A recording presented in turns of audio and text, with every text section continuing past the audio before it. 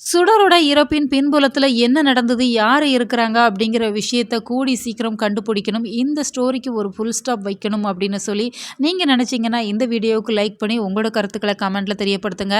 ஏன்னா நீங்க கமெண்ட் பண்ணீங்க அப்படின்னு சொன்னா தான் நெறைய ரசிகர்களுமே அத ஷேர் பண்ணுவாங்க. ஸோ ஸ்டோரி லைன வேற மாதிரி கொண்டு போறதுக்குமே நெறைய வாய்ப்பு இருக்கு. ஏன்னா சுடரோட கேஸ ஒரு 2, 3 மாசமா வச்சு தொடர்ந்து இழுத்தடிச்சுட்டு இருக்கிறாங்க.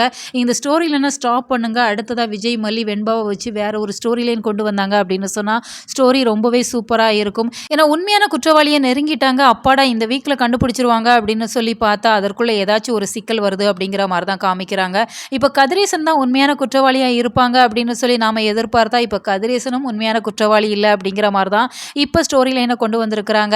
ஏன்னா கதிரேசன் 3 ரவுடிகள் கிட்ட பணம் குடுத்து இந்த சுடர உயிரோட விடாதீங்க அப்படிங்கிற மாரி தான் அவங்க சொல்லியிருப்பாங்க. அதனால சுடர் இருக்க இடத்துக்கு அந்த 3 ரவுடி போனாங்க அப்படின்னு சொன்னாலுமே, அதற்கு முன்னாடியே அவங்க இறந்துட்டாங்க அப்படிங்கிற மாரி ஒரு அதிர்ச்சியான தகவல சொல்றாங்க. அப்போ அதற்கு முன்னாடி யார் அங்க போயிருப்பாங்க? அவங்களோட இறப்புக்கு யார் காரணமா இருப்பாங்க? அப்படின்னு சொல்லி இந்த தீபிகா அதிரடியான இன்வெஸ்டிகேஷன்ல இறங்குவாங்க அப்படின்னு சொல்லி தான் எதிர்பார்க்கப்படுது.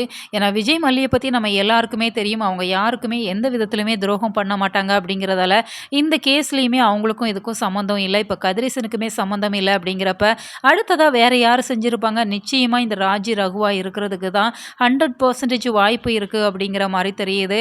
ஏன்னா ராஜி அந்த சுடர் மேல பயங்கர கோபத்துல இருந்தாங்க.